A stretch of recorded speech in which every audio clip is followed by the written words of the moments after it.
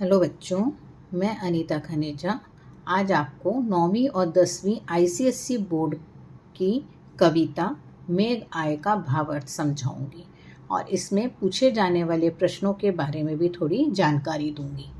मेघ आए कविता के जो कवि हैं वो हैं सर्वेश्वर दयाल सक्सेना।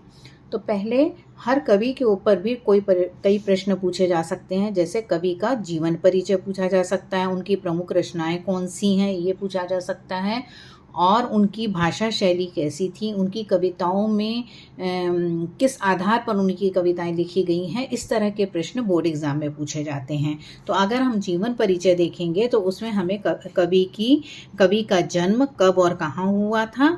जैसे कि इनका जन्म उत्तर प्रदेश के बस्ती जिले में 15 सितंबर 1927 ईस्वी में हुआ था। ये एक पॉइंट हम लिखेंगे। फिर उसके बाद इन्होंने क्या क्या किया उसके बारे में थोड़ी जानकारी देंगे। तो 1965 में इन्होंने दिनमान साप्ताहिक पत्रिका के उप संपादक के पद पर कार्य किया। ये सेकंड पॉइंट हो गया। अब ये बच्चों के बीच में बहुत प्रसिद्ध थे। क्यों बच्चों के बीच में प्रसिद्ध थे? क्योंकि इन्होंने बच्चों के लिए भी बहुत से कविताएं और कहानियां लिखी हैं। तो इनकी एक मासिक पत्रिका आती थी बच्चों के लिए जिसका नाम था पराग। इसके संपादन की भी इन्होंने जिम्मेदारी ली, इसका संपादन किया, इसलिए ये बच्चों के बीच में बहुत पॉपुलर थे। 1983 में इनका निधन हो गया, ये एक हो गया। फिर उसके बाद नीचे कुछ रचनाएं दी हैं, इसमें से 4 या 5 रचनाओं के आप नाम याद रख सकते हैं। और उसके बाद इन्होंने प्रचुर मात्रा में बाल साहित्य भी लिखा। दिनमान में प्रकाशित चरखे और चर्चे स्तंभ के लिए इन्हें बहुत लोकप्रियता प्राप्त हुई। तो इन्हें क्यों लोकप्रियता प्राप्त हुई ये एक पॉइंट हो गया।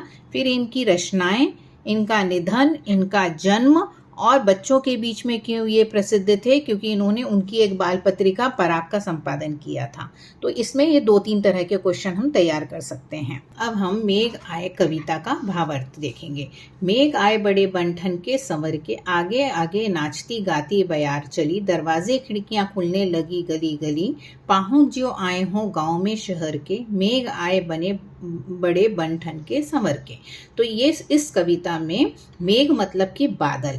जैसे ही आकाश में बादल छा जाते हैं लोगों की प्रसन्नता का ठिकाना नहीं रहता। यहाँ पर मेघों को एक मेहमान का रूप भी कहा गया है। जैसे कि मेहमानों के, किसी भी शहर से आने वाला मेहमान है और गांव के लोग उसका कैसे इंतजार करते हैं, कैसे स्वागत करते हैं, वैसे ही ग्रीष्म ऋतु, वर्षा ऋतु से पहले ग्रीष्म ऋतु आती है। ग्रीष्म ऋतु में नदी के पानी सूख जाता है, पेड़ मुरझा जाते हैं, इंसान भी परेशान रहते हैं। तो जैसे ही आकाश में बादल छाते हैं तो लोगों की खुशी का ठिकाना नहीं रहता। तो यहाँ पे इस कविता में वही बता रहे हैं कवि कि उन्होंने इस कविता का बहुत अच्छे से प्रकृति के साथ मानवीकरण किया है। मेघ जो कि बादल हैं, जैसे ही आकाश में छा जाते हैं लोग बहुत खुश हो जाते हैं। आगे आगे नाचती गाती बयार चली, जैसे ही वर्षा होने से पहले तेज हवाएं चलने लग जाती हैं, लोग खुश हो जाते हैं। दरवाजे खिड़कियां खुलने लगी गली गली, जैसे कि शहर से जब गांव में कोई मेहमान आ रहा है तो दरवाजे और खिड़कियों से लोग झांकने लग जाते हैं कि मेहमान को देखने के लिए, वैसे ही वह मेहमान रूपी जो बादल हैं उनके लिए भी वैसे ही खुश हैं और वे उनको देखने लग जाते हैं। पाहुन जो आए हों गांव में शहर के, पाहुन मतलब मेहमान जो आ रहे हैं शहर के गांव में, इसी तरह बादल भी चारों तरफ छा गए हैं। अब दूसरे पैराग्राफ में हम आते हैं। पेड़ झुक झांकने लगे गर्दन उचकाए, आंधी चली धूल भागी घाघरा उठाए, बाकी चितवन उठा नदी ठिठकी घूंघट सरकाए, मेघ आए बड़े बंठन के संवर के। तो यहाँ पर जो जैसे कि ग्रीष्म ऋतु थी, सभी परेशान थे, नदी में पानी नहीं था, पेड़ मुरझा रहे थे, लोग पानी के लिए परेशान थे। तो इसी तरह यहाँ पर जब कवि कह रहे हैं कि जो झुके हुए पेड़ थे, जो गर्मी से परेशान पेड़ थे, वो भी अभी वर्षा ऋतु होने से उठ गए हैं, खड़े हो गए हैं, गर्दन उचका के वो आने वाली वर्षा का स्वागत कर रहे हैं या आने वाले मेहमान का स्वागत कर रहे हैं। और जिस तरह बारिश आने से पहले जो धूल चल रही है, धूल उड़ रही है, जब बारिश शुरू हो जाती है तो आंधी चली धूल भागी घाघरा उठाए। जो आंधी चल रही थी, जैसे बारिश होते ही वो जो धूल है वो बंद हो गई है, कम हो गई है, वह धूल जो है वो दब गई है। यहाँ पर उन्होंने ऐसा बताया है कि जैसे कोई स्त्री अपना घूंघट उठाए भागी जा रही है, इस तरह उन्होंने यहाँ पर तुलना की है।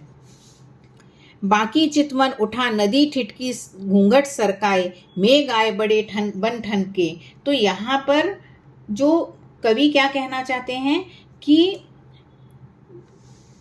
नदी का जो पानी है, उस बारिश आने से, वर्षा होने से नदी का जो पानी है वो उसको किससे तुलना कर रहे हैं? एक स्त्री के घूंघट से तुलना कर रहे हैं कि स्त्री अपना घूंघट उठाकर उन बादलों को देख रही है, उस वर्षा को देख रही है कि आप चाहे देर से आए लेकिन कम से कम आए तो हैं। इस दृष्टि से वह उन बादलों को देख रही है। नेक्स्ट पैराग्राफ, बूढ़े पीपल ने आगे बढ़कर जोहार की। जोहार करना मतलब अभिनंदन करना, किसी का स्वागत करना। बरस बाद सुधी लीनी, बोली अकुलाई लता ओठ हो किवार की। हरसाया ताल लाया पानी पारात भर के, मेघ आए बड़े बन ठन के संवर के। तो इसमें बूढ़ा पीपल किसे कहा गया है? जो बुजुर्ग लोग होते हैं, घर के बूढ़े लोग होते हैं, उनको कहा गया है। जैसे कि बहुत वर्षों के बाद कोई मेहमान घर में आता है तो जो बड़े बुजुर्ग हैं वो उनका स्वागत करते हैं। ठीक उसी प्रकार यहाँ पर पीपल का जो वृक्ष है वो भी झुककर वर्षा ऋतु का स्वागत कर रहा है। जल की बूंदों के लिए व्याकुल लताएं गुस्से से दरवाजे के पीछे छिपकर मेघ से जैसे कि शिकायत कर रही हों कि वो कब से प्यासी मेघ का इंतजार कर रही थी, बादलों का इंतजार कर रही थी, उन्हें अब आने का समय मिला है। बादलों के आने की खुशी में तालाब उमड़ आया है और उसके पास जितना भी पानी है वो उससे थके हुए मेघ के चरण जो हैं उनको धोना चाहता है। हरसाया ताल लाया पानी परात भरकर, मतलब कि जैसे हम हमारे घर मेहमान आते हैं तो कई लोग जो बुजुर्ग लोग रहते हैं वो मेहमानों का स्वागत करने के लिए उनके पैर धुलवाते हैं, वैसे ही जो तालाब है, ताल मतलब तालाब है, वो वर्षा के आने से, बादलों के आने से इतना खुश हो गया है मानो कि वह अपने पानी द्वारा बादलों के चरण धो रहा हो। मेघ आए बड़े बन ठन के संवर के। नेक्स्ट पैराग्राफ, क्षितिज अटारी गहराई दामनी दमकी, क्षमा करो गांठ खुल गई अब भरम की। बांध टूटा झरझर मिलन के अश्रु ढर के, मेघ आए बड़े बन ठन के संवर के। तो क्षितिज का अर्थ होता है जहां पर धरती और आकाश दोनों मिलते हैं, और अटारी का मतलब होता है वो ऊंची जगह, वह ऊंची जगह। यहाँ पर कवि कह रहे हैं कि जिस प्रकार अटारी मतलब ऊंची जगह पर पहुंचे हुए अपने पति को जब पत्नी देखती है तो उसका मन खुशी से भर जाता है, उसी तरह बादलों को देखकर भी प्रकृति रूपी पत्नी का मन खुशी से भर जाता है। और वो सोचती है, उसके मन में जो संदेह था कि उसके पति नहीं आएंगे, जैसे बादल नहीं आएंगे, तो अब जब बादल आ जाते हैं, उनके पति लौट आते हैं, तो वह बहुत खुश होती है।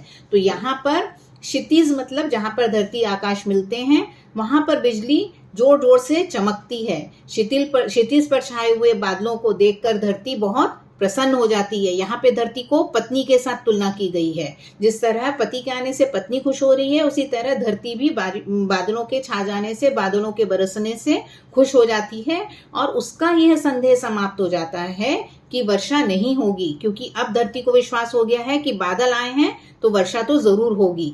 और फिर बादल और बिजली के मिलने से झरझर करके पानी बरसने लगता है और धरती का आंचल भीग जाता है। Thank you.